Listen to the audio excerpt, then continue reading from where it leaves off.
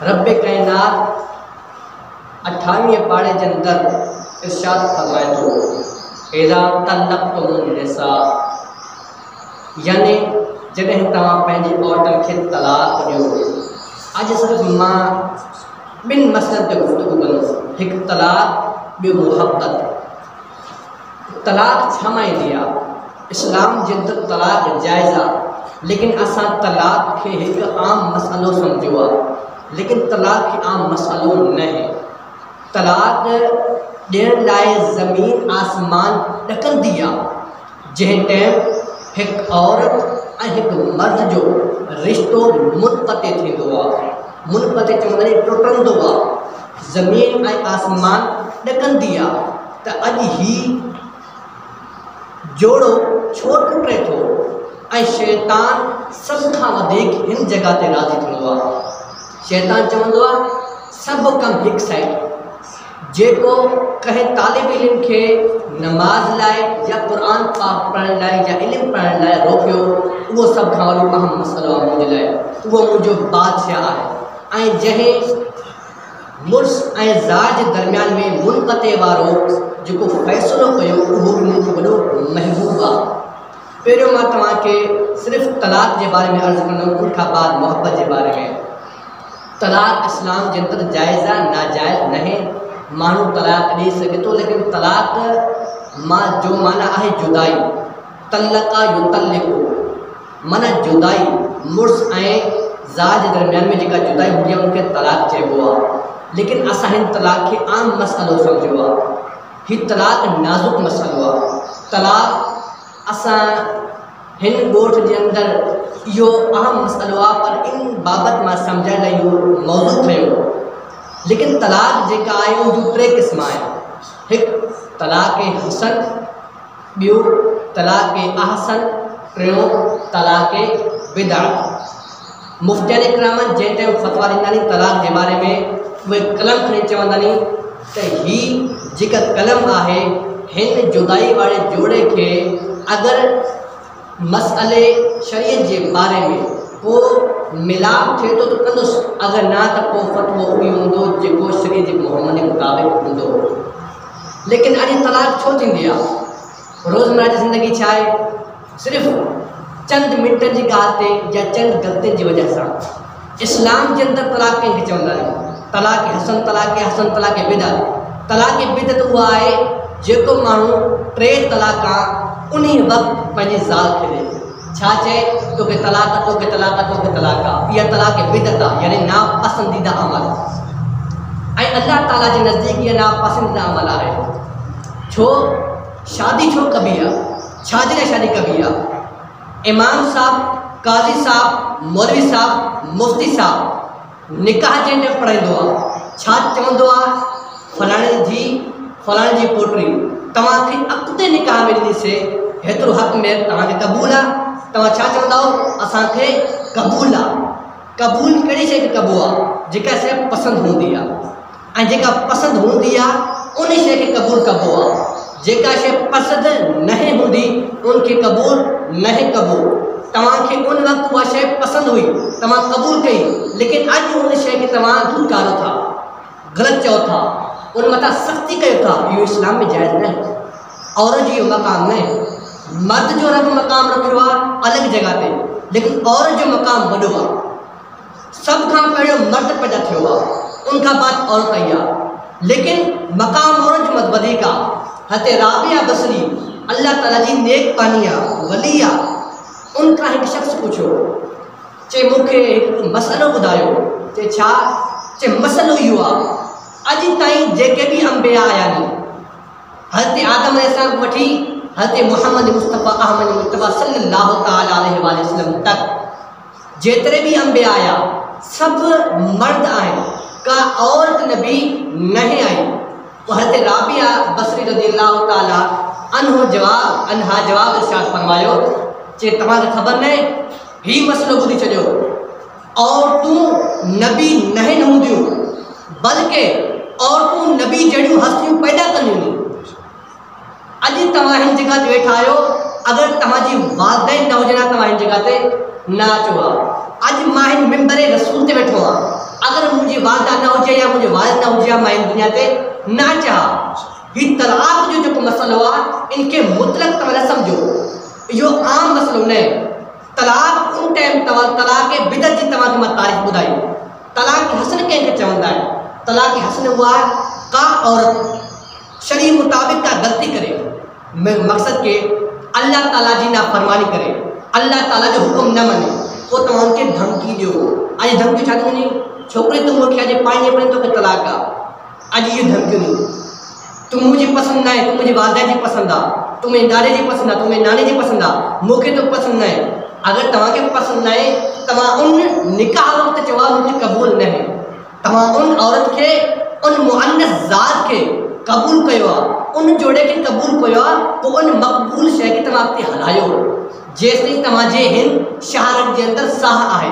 तव्हां उनखे हलायो इन तव्हां उनखे धुतकारो हर माण्हू जे साम्हूं तव्हां उनजी बेइज़्ती कयो न पंहिंजी औरतन के तमीज़ तहक़ीर समझायो नमाज के बारे में शरीयत जो इहो हुक्म आहे अगर तव्हांखे इहो लगे तो मुझी जेका घरवारी आहे उहा शरा खां ॿाहिरि थी वञे यानी शरीर जो पर्दो आहे उन खां ॿाहिरि निकिरे थी जेका शरा जी जेका हद आहे जेका लॻे लॻल आहे उन खां ॿाहिरि वञे थी पोइ उनखे तव्हां धमकी ॾियो तोखे मां तलाक ॾींदुसि अगर तूं हिन रस्ते ते अॻिते वञे तूं शरीयत जो जेको पर्दो आहे उन में रहो अगर उन खां ॿाहिरि वञे पोइ तोखे तलाक मिलंदी पोइ उहा तलाक जेका जाइज़ आहे उहा तलाक हसन हूंदी आहे वह तलाक हसन यानी कहें मजबूरी की वजह से उनके तलाक ॾियो ऐं तलाक हसन जेका वॾी ख़ूबसूरत तलाक आहे उहा ईअं आहे त तव्हां औरतनि जो जेको आहे मसइलो हूंदो आहे हिकु मर्दनि सां जेको मसइलो हूंदो आहे लेकिन उहो कंहिं कंहिं टाइम लेकिन औरतनि जो हर महीने वारो मसइलो हूंदो आहे उन मसइले जे अंदरि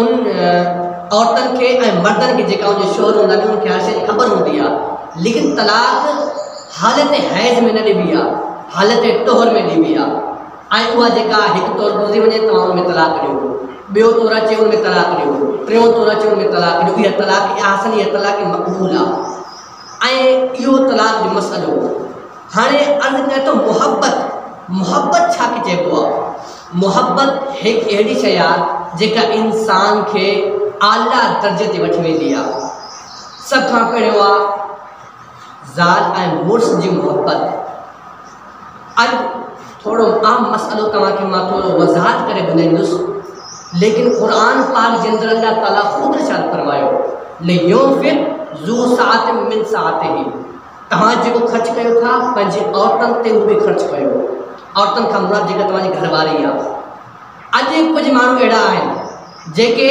पाण वटि पैसा हूंदा नक़द हूंदी हर शइ हूंदो ॿाहिरि वेंदा दोस्तनि सां अहबाबनि सां उहे कुछ मानी वगैरह या का शइ कोई अहिड़ी शइ खाईंदा पोइ घर मोटी ईंदा त जेका घर वारी जेका हूंदी उहा घर में हल्की सब्जी या दाल आम थी वई उहा पचाए करे खाईंदी ऐं ज़ाल पुछंदी तव्हां काॾे विया आहियो मां दोस्तनि सां वियो छा कंदो वई मां मुर्गी मच्छी कीमा हे खाधा उनजो दिलि टुटी पियो इहो शरीयत मुताबिक़ जे तव्हां ख़िलाफ़ कयो जेकी शइ तव्हां खाओ था पंहिंजे घरवारी खे उहा शइ खिलायो क़ुरान पाक जे अंदरि आहे लियूंफिक़ ज़ू साअतिन मिन साअतिही नफ़क़ यंफ़िक़ु जो माना हुनजो ख़र्च करणु पंहिंजी घर वारनि ते उहा शइ ख़र्च कयो जेका तव्हां पाण ते ख़र्च कयो था लेकिन आम मसइलो इहो आहे अॼु हर ॻाल्हि ते ॿार जे मसइले ते पाणी जे मसइले ते मानी जे मसइले ते अॼु जुदाई थिए थी इहा जुदाई शरीयत जे मुताबिक़ न आहे जुदाई उहा हूंदी आहे जेका औरत शरअ खां परे वञे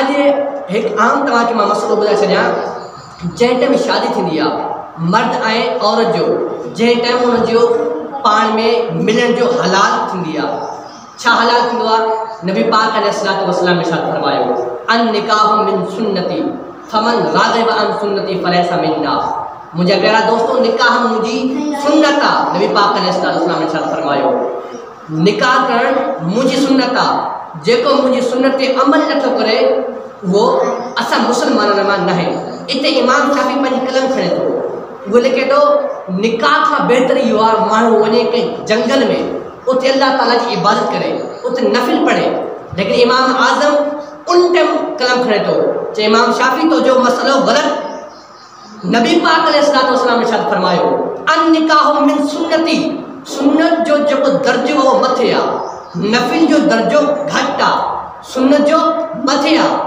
चए शाफ़ी जेका सुन्नत आहे उहा मथे आहे। नबी पाक अलैहिस्सलाम जी हदीस पाक आहे, तव्हां पढ़ी वठो, मुस्लिम शरीफ़ जे अंदरि हदीस पाक आहे। ऐं उन खां बाद इहा इब्न माजा सुनन नसाई तव्हां पढ़ी ॾिसो त लिखियलु आहे, निकाह मुंहिंजी सुन्नत आहे, जेको मुंहिंजी सुन्नत ते अमल नथो करे उहो असां मुस्लमाननि मां न आहे।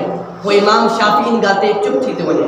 इमाम शाफ़ी जो मसइलो घटि आहे, इमाम आज़म अबू हनीफ़ा जो मसइलो मथे आहे, उहो क़वी आहे, उन्हनि जो फ़तवो क़ाबिल क़बूल आहे। इमाम आज़म उनखे चवंदा नी जेको वॾो इमाम हुजे, पूरी दुनिया इमाम आज़म खे इमाम आज़म मञींदी आहे। उहे पंहिंजी उम्मत लाइ, पंहिंजे फ़िक़ह जे लाइ आम मसइला यानी आसान करे मसइला ॾिना नी। तव्हां इमाम शाफ़ी जा मसलक इख़्तियार कयो। इमाम शाफ़ी जे मसलक जे अंदरि वॾी सख़्ती आहे, वॾी सख़्ती आहे। इमाम आज़म अबू हनीफ़ा जो फ़तवो आहे, जंहिं टाइम शरीअत जो तव्हांखे मां हिकु ॻाल्हि अर्ज़ु कयां थो, मर्द ऐं औरत जी शादी थींदी आहे इस्लाम जे अंदरि, इहा जंहिं टाइम सुहाग थींदी आहे।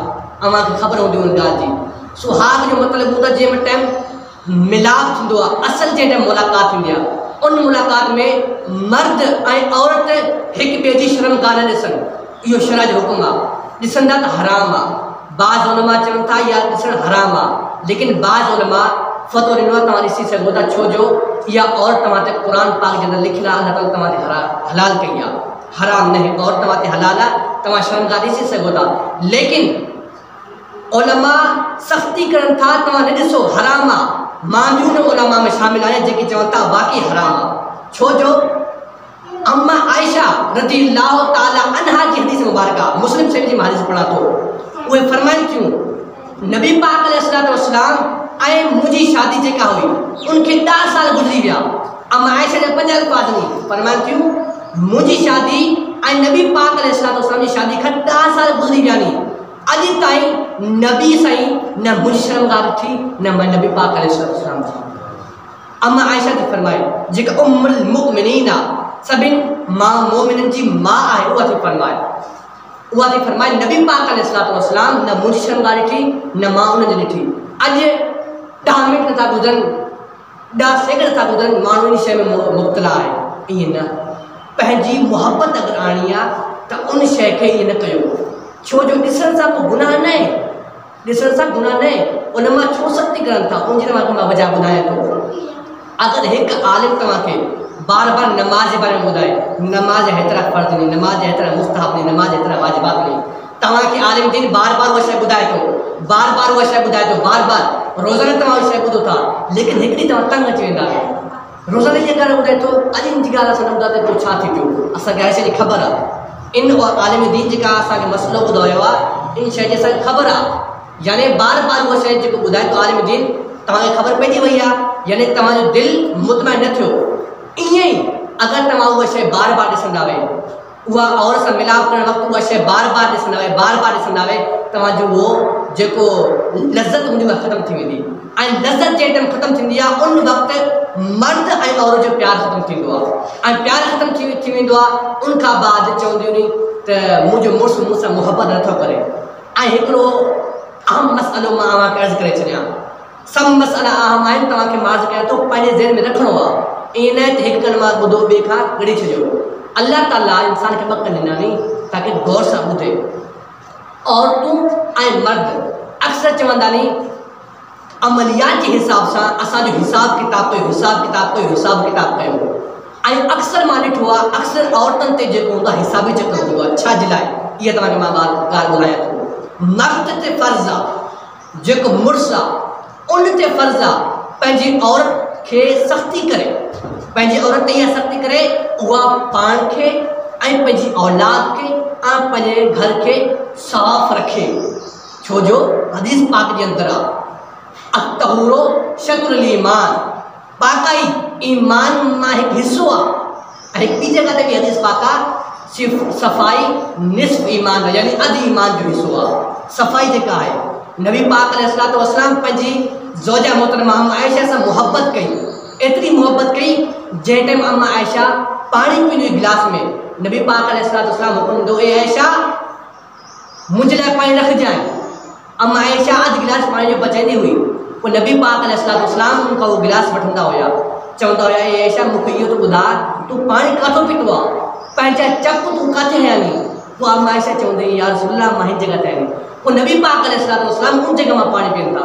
अॼु जेको मसइलो आहे औरत जंहिं गिलास में पाणी पीए थो मुड़ुस उन गिलास में नथो पाणी पीए, हीउ मसइलो आहे। अॼु इहा जुदाई अची वई आहे, मुहबत परे थी वई आहे, प्यार परे आहे। छो? पाकाई ऐं सफ़ाई न आहे, पाकाई सफ़ाई न आहे। मुड़ुस पंहिंजी औरतुनि ते सख़्ती कंदो पोइ इहो मसइलो दरपेश न थींदो, लेकिन एतिरी सख़्ती न कर कि उनखे ज़ालिमनि जी तरह मारे। न, इस्लाम जन मारण न आहे, इस्लाम जन पहिरियों प्यार आहे, उनखां बाद थोरी सख़्ती कयोसि।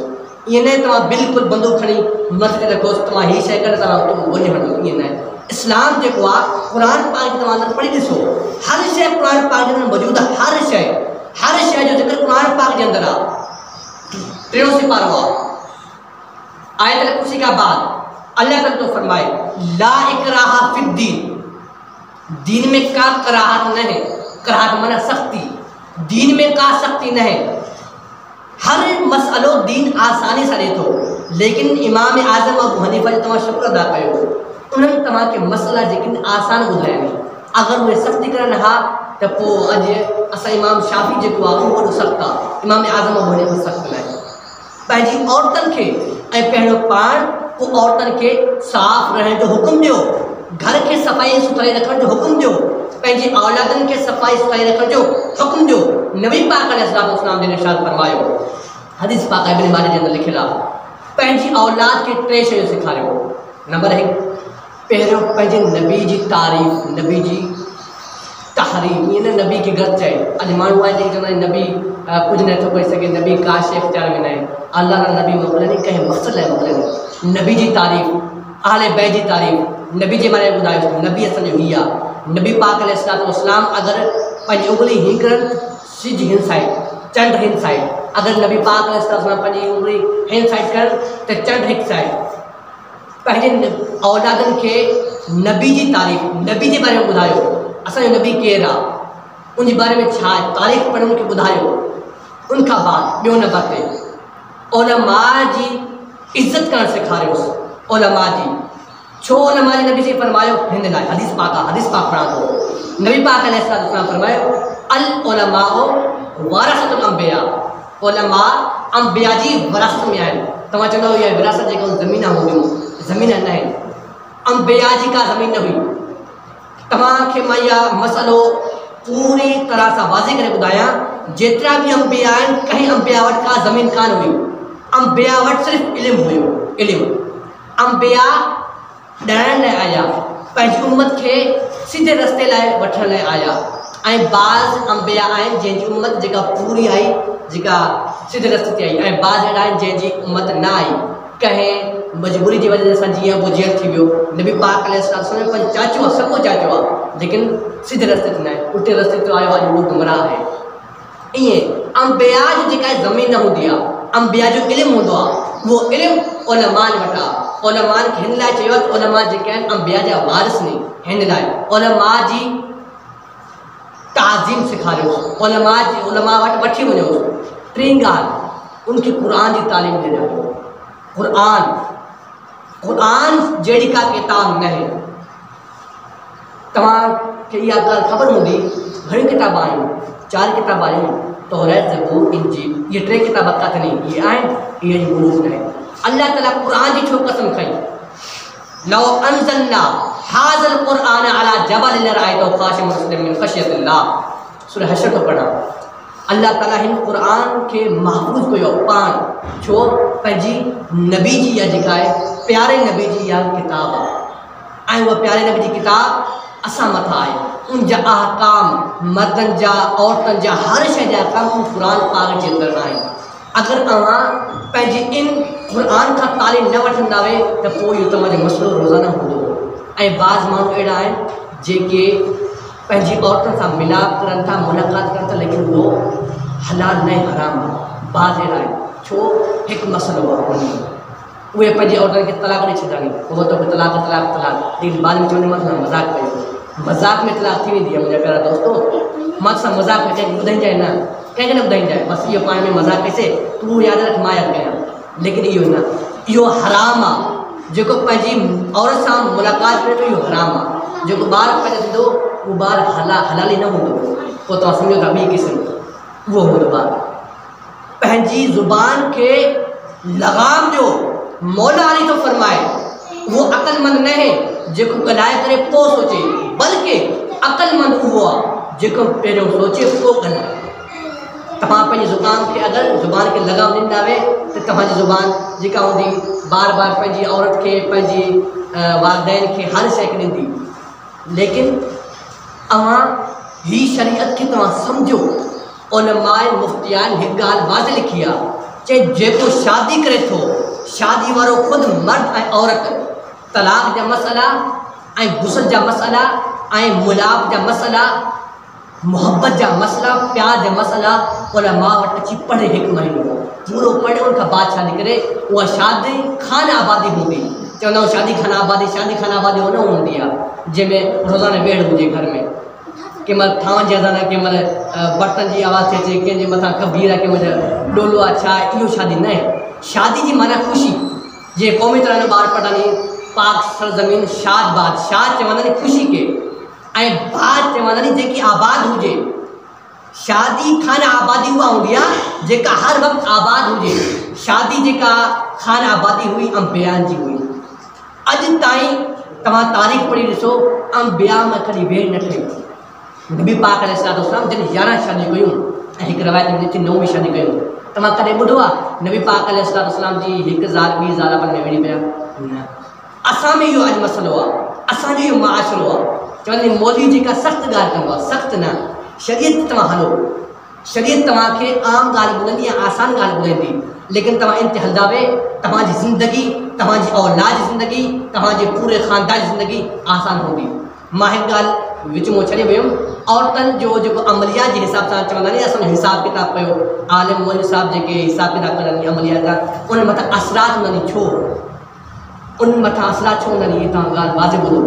नंढो ॿारु हूंदो आहे, पेशाब कंदो आहे, ऐं उहा माउ उन ॿार खे खणी वेंदी हूंदी आहे, हर वक़्तु नापाक, उहे कपिड़ा जिते पेशाब लॻी वियो उहे कपिड़ा नापाक, हर वक़्तु मंझंदि आहे, शाम आहे, राति आहे, उहे कपिड़ा नापाक आहिनि। नापाक शइ ते जिन्नात आशिक़ हूंदा आहिनि। नापाक शइ ते तव्हां जिन जे बारे में किताब आहे जनून, उहा किताब तव्हां पढ़ी ॾिसो, दाहिर क़ादिर लिखी आहे।